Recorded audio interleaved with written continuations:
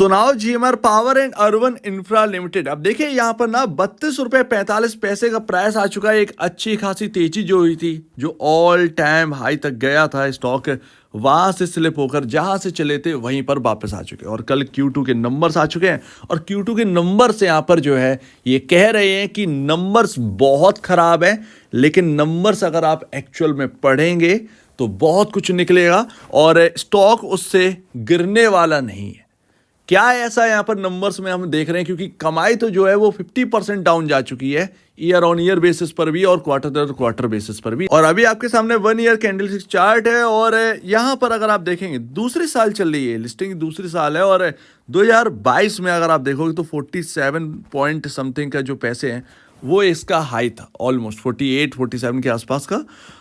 Already मैं आपसे उस वक्त कहा था कि ये ऑल टाइम हाई तो जा रहा है, लेकिन ज़रा देखिए क्योंकि जो स्मार्ट मीटर का जो ऑर्डर मिल रहे थे उसकी वजह से इसमें बूम देखने को मिला था। तो मैंने आपसे कहा था कि ऑल टाइम हाई अगर क्रॉस करेगा तो देखिए, लेकिन अगर वहाँ से कोई गिरावट आ रही है तो फिर यहाँ पर बच के रहिएगा इस स्टॉक के अंदर, क्योंकि ऑल टाइम हाई को क्रॉस करना आसान नहीं होगा, ये यहाँ पर समझ में आता है। अभी इंटरनली अगर हम देखें तो स्टॉक के अंदर सिर्फ और सिर्फ स्मार्ट मीटर का वजह से ये स्टॉक पसंद आ रहा है, अदरवाइज इंटरनली अगर आप देखोगे तो कुछ भी अच्छा नहीं है। लेकिन ये कंपनी डाइवर्सिफाइड कंपनी है तो ये आगे के लिए बड़ा बेहतरीन कंपनी है। बट जिस तरीके से यहाँ पर जो नंबर्स आ रहे हैं वो तो कंप्लेन कर रहे हैं भाई। इस क्वार्टर में 627 करोड़ का यहाँ पर जो है नेट सेल्स आया है, जो कि अगर आप देखें क्वार्टर दर क्वार्टर 1124 करोड़ से घटकर 627 करोड़, 50% का डिप ऑलमोस्ट यहाँ पर जो है ना आपको देखने को मिल रहा है। ईयर ऑन ईयर बेसिस पर देखोगे तो 1581 करोड़ के आगे 627 करोड़ का ही यहाँ पर जो है ना नेट सेल्स निकल के आई है। कमाई इतना बुरी तरीके से गिरी है तो स्टॉक का लाजमी है कि स्टॉक जो है वो यहाँ से भी करेक्ट होता हुआ नजर आए, लेकिन करेक्शन के लिए एक्चुअल में कुछ बचा नहीं है बहुत ज़्यादा। ऑलरेडी बहुत ही लो वैल्यूशंस पे चल रहा है।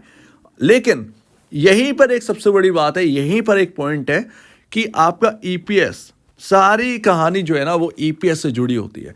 अर्निंग पर शेयर कैसा है, यही यहाँ पर जो है ना सारा का सारा मामला चेंज करके रख देगा। आपके सामने कमाई तो घट गई बट ईपीएस जो है ना वो सुधर गया। और यहाँ पर हाईएस्ट मार्जिन इस क्वार्टर में, हाईएस्ट ऑपरेटिंग मार्जिन है 17%। कमाई घटने के बाद भी ये 17% का ऑपरेटिंग मार्जिन होल्ड कर रहे हैं।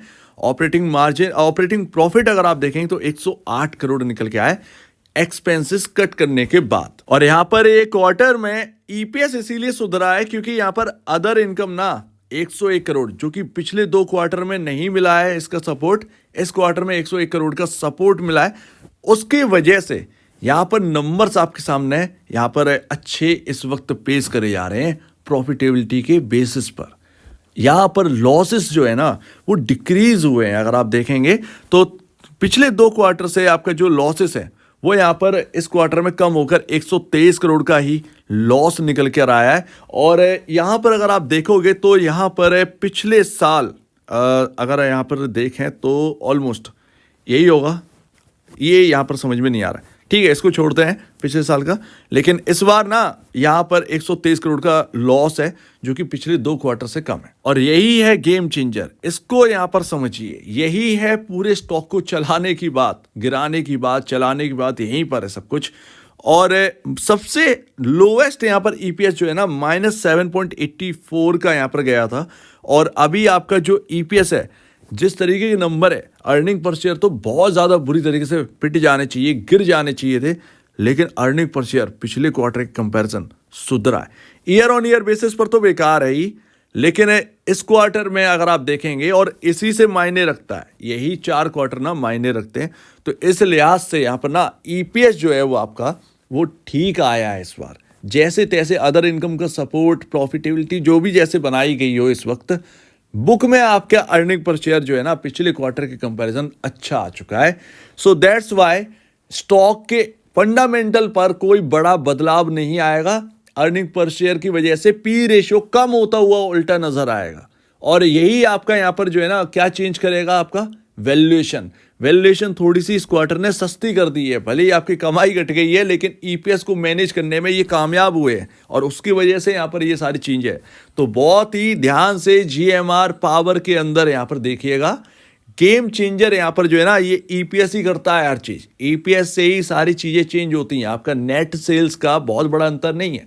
अगर प्रॉफिटेबिलिटी संभाल ली है इन्होंने, किसी भी कंपनी ने, तो फिर वो अर्निंग पर शेयर पर इंपैक्ट हो, earning per share P ratio पर इंपैक्ट कर देगा। बस कुछ टाइम के लिए प्रेशर आ सकता है स्टॉक पर, लेकिन वो फिर यहाँ पर जो है ना, वो वापस से कंटिन्यू एक रैली दिखा सकता है। तो ये देखते हैं मंडे के दिन क्या रिएक्ट करेगा स्टॉक, लेकिन फिलहाल जो है वो ये है आपके सामने। और देखिए बहुत ही छोटी कंपनी, देखिए हम कभी कभार ना देखते हैं ज़्यादातर लोग पेनी स्टॉक को ढूंढते हैं।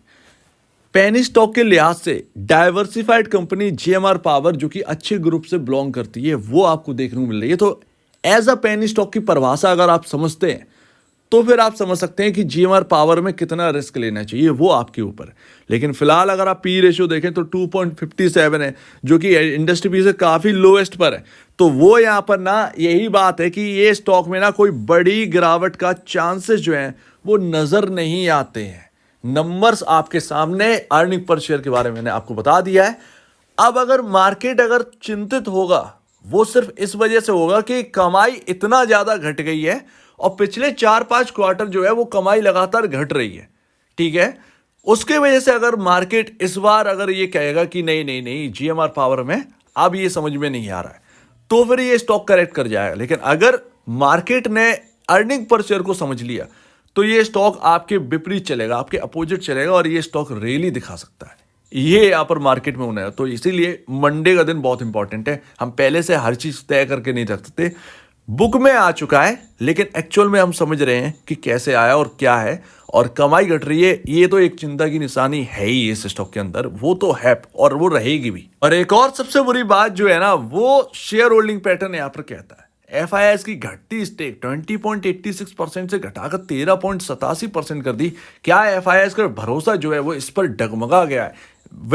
जिस तरीके से क्वार्टरली नंबर्स हैं ये यहाँ पर है। अब देखिए यहां पर ना रिटेल इन्वेस्टर को मैं ये कहना चाहूंगा कि चांस वाली बात है यहां पर। या तो बुरे वक्त में कंपनी को उठाओ और जब उसका अच्छा वक्त आए तो उसमें एंजॉय करो। सिंपल सी बात है, वो आपको तय करना है। कंपनी का जो है ना वो कई क्वार्टर से खराब टाइम चल रहा है, ऐसे में स्टॉक के भाव जो है ना वो और गिर सकते हैं, पॉसिबल है, ठीक है ना। फिलहाल इन नंबर्स के बेसिस पर जो ईपीएस है उसके बेसिस पर नहीं दिख रहा है, लेकिन मार्केट चाहेगा, मार्केट सुप्रीम है, बाई सेल तो वो तो चले गई। अगर वो चाहेगा तो इसको डिप दिलाएगा, ठीक है ना, स्टॉक को। तो वो ना आपके ऊपर है कि क्या आप उस डिप को भी बाई करना चाहेंगे या नहीं। तो वो पहले से ही यहाँ पर जो है ना तय करके रखिए, स्टडी करके रखिए स्टॉक्स के अंदर, तो वो ध्यान रखिएगा। फिलहाल शेयर होल्डिंग पैटर्न तो एफआईआईएस का काफ़ी बुरा पैटर्न है, और डीआईएस यहाँ पर जो है ना वो यहाँ पर जो है बने हुए हैं 22.73% से बढ़कर 2.74% पर इसके कंपनी के अंदर पहुंच गए हैं। रिटेल इन्वेस्टर्स यहाँ पर 23.56% पहुंच गए। ये आपने पहले देख ही लिया होगा, लेकिन हाँ मुझे लगा कि आपके सामने रखना चाहिए। सो उम्मीद है आपको ये देखकर काफ़ी एक शौक लगा होगा कि नंबर्स इतने खराब के बावजूद भी कैसे मैनेज कर लिया। यही तो बात है, और ऐसे ही नंबर पढ़े जाते हैं। नंबर्स पढ़ा करिए इस तरीके से, अर्निंग पर शेयर पर गौर किया करिए। अर्निंग पर शेयर अगर गिर रहा है ना तो फिर प्रॉब्लम वाली बात है, ठीक है ना। वो यहाँ पर ना बहुत दिक्कत ला सकती है। वो क्या होता है, पी रेशियो को और इंक्रीज कर देगी, तो वो आपकी वैल्यूएशन और स्ट्रेस दिखने लगी। तो ये किसी भी कंपनी का अगर नंबर आप पढ़ रहे हो इस तरीके से पढ़ो, समझ में आ जाएगा। नेट सेल का दबाव अभाव ये तो कहने की बात है, अर्निंग पर शेयर इंपॉर्टेंट रखता है, वही सब कुछ चेंज लाता है यहाँ पर। एंड लास्ट यहाँ पर चार्ट पर क्या है, देखो नंबर्स आ गए ऐसे, पता नहीं क्या होगा, लेकिन डब्ल्यू पैटर्न बन रहा था। किसी भी स्टॉक के अंदर जब ये पैटर्न बनता है वाकई में एक अच्छी खासी रैली देता है, और ये सक्सेसफुल अटेम्प्ट करने वाला था, लेकिन अभी फुल्ली हुआ नहीं है। अभी अगर आप देखें तो 50 EMA से यहाँ पर जो है ना ये स्टॉक नीचे आया है। ये स्टॉक कल के दिन डाउन गया है, तो वो हमें समझ में आ रहा है। फिलहाल अगर आप देखोगे तो क्या देखने को मिलेगा, यहाँ पर इंपॉर्टेंट लेवल्स क्या है, 32 रुपये इंपॉर्टेंट लेवल होगा। ये पैटर्न अगर कल के दिन बिगड़े, कल के दिन अगर ये हायर साइड चलने लगा स्टॉक, तो फिर कहीं ना कहीं ये एक अच्छी रैली कहीं ना कहीं दिखा सकता है। लेकिन अगर कल भी मंडे के दिन, यानी कि मंडे के दिन अगर गिरावट रही, गिरावट पर क्लोजिंग हो गई ना, तो फिर पैटर्न बिगड़ेगा। फिर स्टॉक के अंदर कहीं ना कहीं ये 30 का लेवल भी टूटेगा, जो 28 के सपोर्ट्स हैं वहां तक कहीं ना कहीं जाने की कोशिश करेगा, और 28 भी अगर टूटा तो फिर यहाँ पर जो है ना 26-25 के लेवल कहीं ना कहीं दिखेंगे। तो वो मंडे को मार्केट में देखिएगा कि कैसा करता है। बड़ा ही यहाँ पर जो है ना मिक्सअप करके रख दिया है इन नंबर्स में, बहुत सारे लोग जान नहीं पाए हैं, कुछ लोग को इससे पता चल गया होगा, लेकिन कैसा मंडे को सेटअप बैठेगा वो मंडे को पता चलेगा। सो उम्मीद है आप इस बात को समझेंगे। आपके क्या कहना है इसके ऊपर कमेंट सेक्शन में कहिएगा, और अब वीडियो देखने के लिए बहुत धन्यवाद दोस्तों।